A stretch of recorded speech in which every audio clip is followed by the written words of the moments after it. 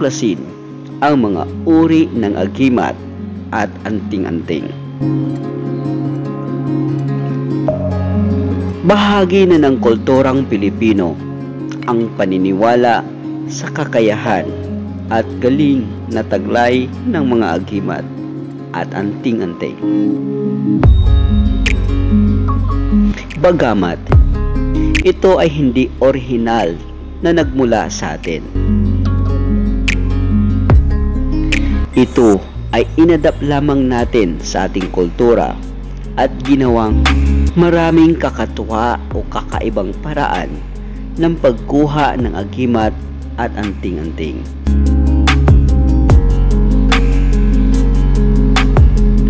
Palasak dito ang kwento ng isang matandang ermitanyo na kailangan mong tulungan upang ikaw ay pagkalooban ng anting-anting o agimat.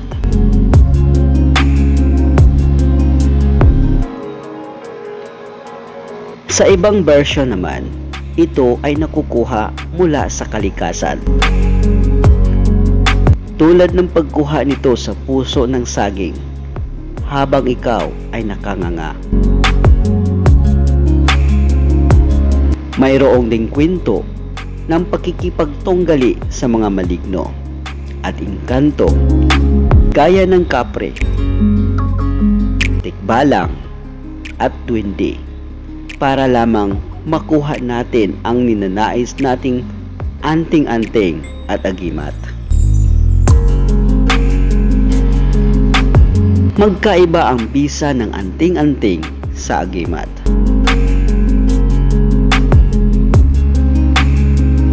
Sa Ingles, ang anting-anting ay tinatawag na amulet.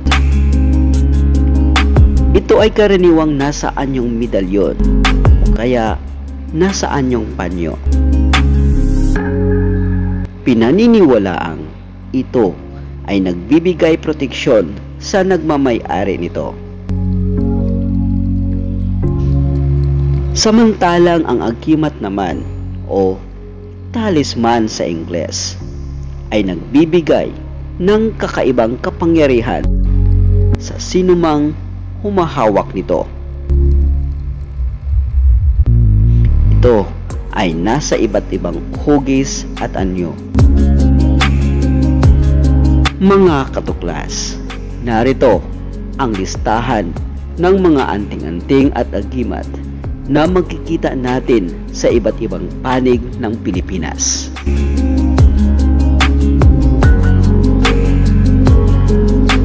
Odom ng mga Bicolano o sa Taga-Bulag. Ito ay nagbibigay ng kakayahang Taga-Bulag o maging invisible sa paningin ng taong iyong iniiwasan.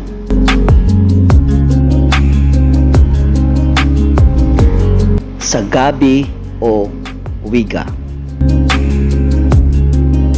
Ang sinumang mayroon nito ay hindi mababasa ng ulan, kahit pa ay suungin niya ay bagyo. Sa tagahupa. Ito ay may kakayahang paamuin ang isang taong nagagalit. Pulang Corales. Ito ay isang uri ng koral na sinasabing may kakayahang humigop ng swerte sa paligid. Carbonco. Ito ay pinaniniwalaang nasa pag-iingat ng mga ahas. Ang batong ito ay mainam sa mga treasure hunters dahil ito ay umiilaw kapag napatapat sa isang lugar na may nakabaong ginto. Tagaliwas. Ang taong mayroon nito ay hindi tatablan ng bala ng barel kahit anong klaseng armas. Kabal.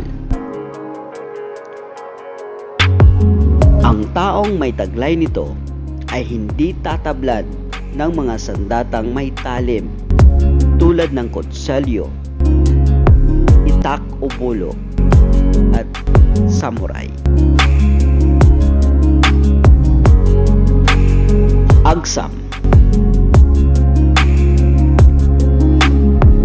Ito ay isang uri ng baging na tanging sa mga kagubatan lamang ng Mindanao matatagpuan. Ginagawa itong bracelet na may kakayahang magtaboy ng masasamang espiritu, engkanto at iba pang mga lamang lupa. Pamako. Ito ay may kakayahang parelasahin ang mga nakakaalitan o sinumang naisin.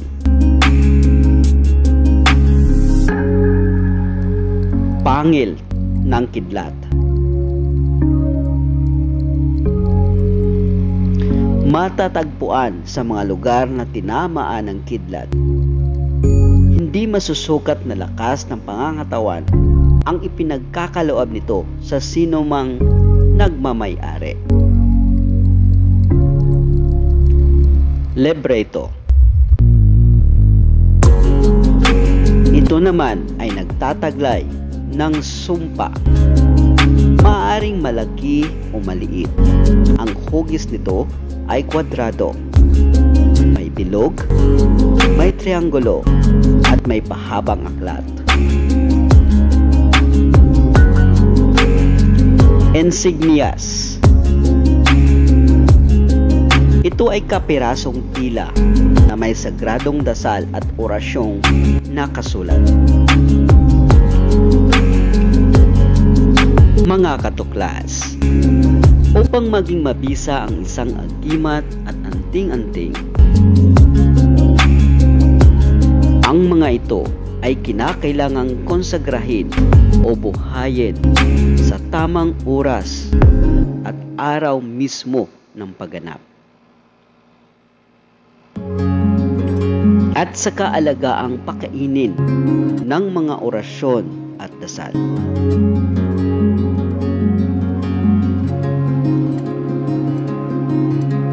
Ang agimat at anting-anting ay karaniwang pag-aari ng isang tao na kinakailangang ipamana sa kanyang panganay na anak na lalaki o sinumang kapamilya nito.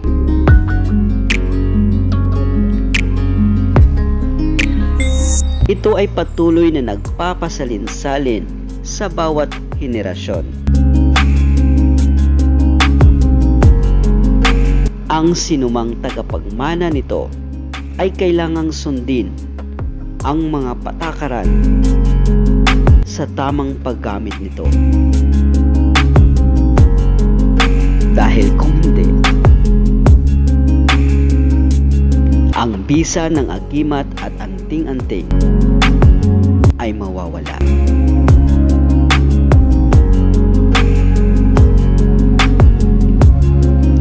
Ang agimat at anting-anting ay higit na malakas sa panahon ng Kwaresma o Semana Santa. Kailangan ding magsagawa ng panibagong ritual o dasal. Sa mga panahong yun, upang maging mas mabisa ito at mas epektibo. At diyan na nagtatapos ang ating kwentong puno ng kaalaman sa araw na ito. Huwag mong kalimutan i-like ang ating video at mag-subscribe ka na rin sa ating YouTube channel. Hanggang sa muli nating pagtuklas. Stay safe and God bless everyone.